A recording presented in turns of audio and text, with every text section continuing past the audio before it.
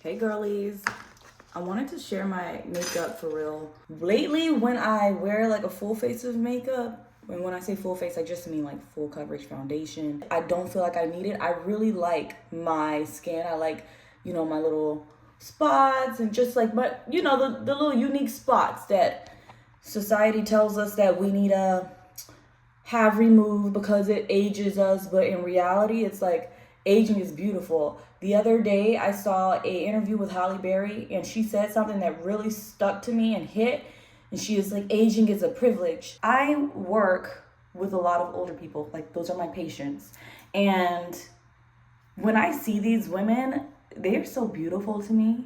The texture of their skin and the beauty marks that they have on their face. And I'm saying beauty marks because I don't want to just say spots. Like DPNs, like these spots, guess what? A lot of the women in my family have these same spots. And I think it's beautiful. I think they look beautiful. And I feel good about myself. Now, once upon a time, I wanted to have them removed. I was looking into having them removed. And I'm not saying that in the future I won't change my mind, because I always do. But right now, where I'm at, I don't want to change my mind about it. I want to feel good about myself, and I want to always feel good about myself. And I don't want to look at these marks on my face as something that is aging me. So lately, I've been going the no foundation route. Even though I do like a tinted moisturizer, and I've been turning my foundations into tinted moisturizers, but what I've been doing is just concealer, contour with the palette right here, and then just blending it all in, and pretty much makes me look made up just how I like. So this is what I do. I'm using a highlight. This is Juvia's Place Guinea, and then I blend this in, or blend it out, and then my under eye, I even want to get to a point where I don't feel like I need as much under the eye. You can't take them 2000s out of me, those early 2000s out of me. I can't get rid of the bright under eye, and it's not as bright as it used to be, but I just can't get away from it. I still gotta set it. I don't bake. Remember, we would always bake. I don't do that. But I set it, and I've been taking that powder up the bridge of my nose right there so it doesn't just leave this stop of white right there. I take it up to the front of my eyebrow.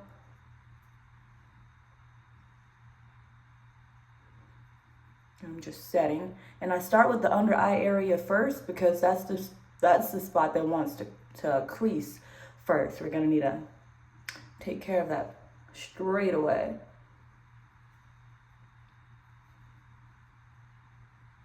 Then I go on my chin. Another reason why I do still set like this, because I do get shiny throughout the day. I live in Arizona. It's really hot here. Even though finally this is the first week that we are actually gonna be done with the 100-degree weather. Yesterday was 104, and we are in October. Like, what's going on in Arizona? But yeah, so this is what I do. I just set my face. Oh, and this is the Revolution banana powder in Banana Deep. Okay, so that's that. Then I go in with the Black Radiance contour palette. I need another one because this one is through.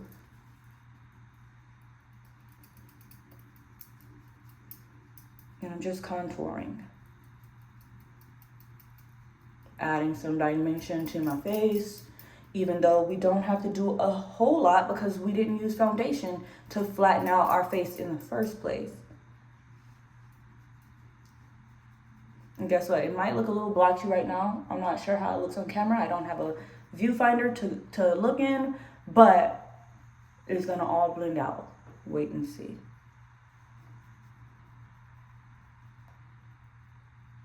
I like to do under my nose right here too. Okay. So Oh, I'm gonna do the highlight.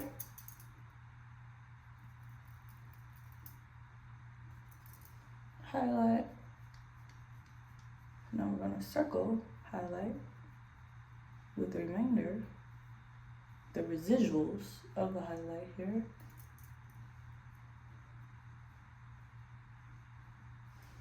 Also can't get me away from the highlight on the bridge of the nose.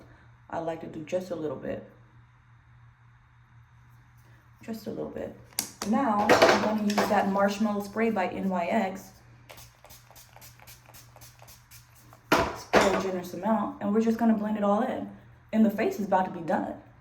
Now, my routine, it used to be 10 minutes. Now it's probably going to be like 7.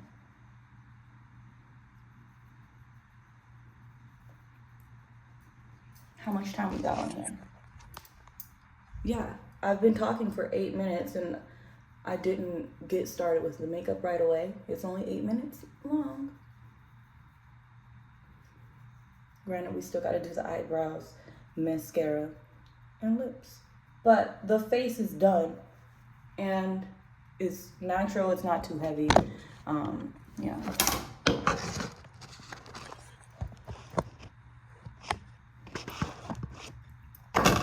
No, that's what I'm going for. For my lips, I just use a dark brown liner.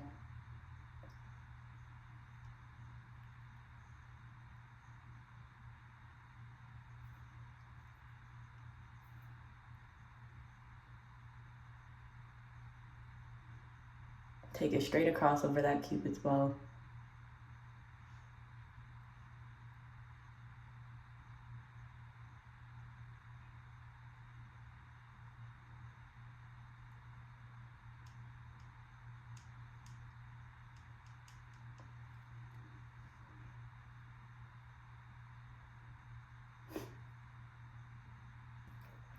Okay, and then I just do some gloss, and this is by Pixie Beauty. Which gloss is this?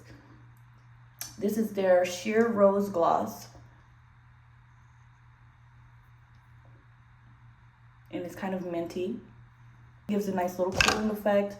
Okay, brows. So, I like to use a brow gel.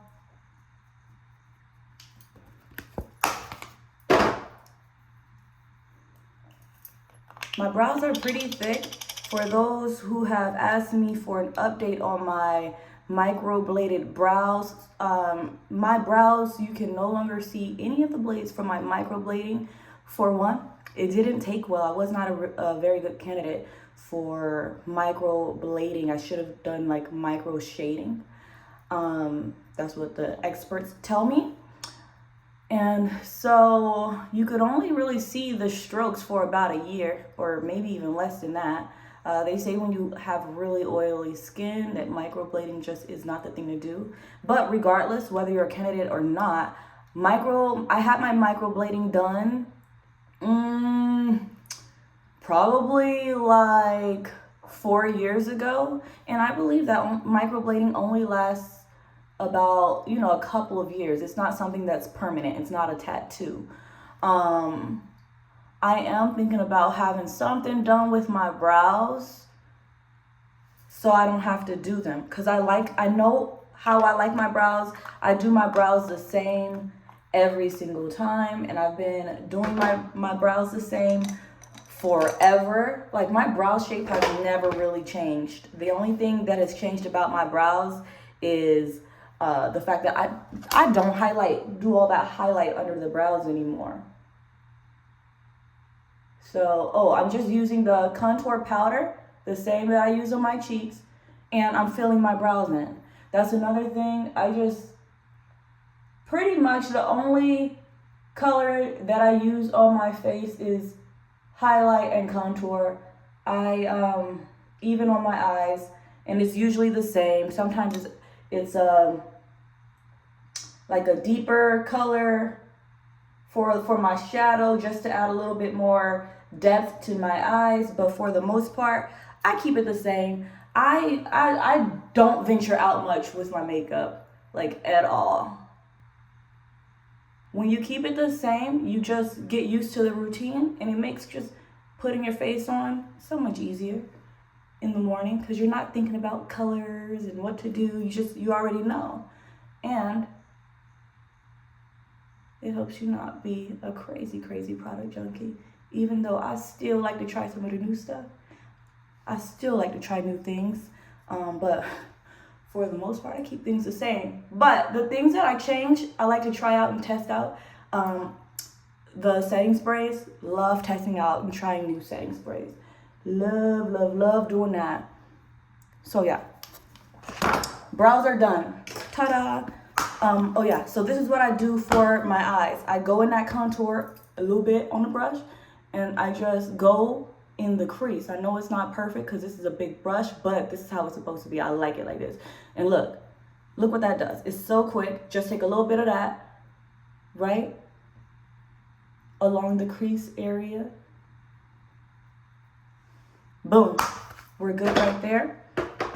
And now we just need mascara. I'm filming on my iPhone, so my phone died and I was still talking. So after the shadow, I got into my mascara, and I've done that.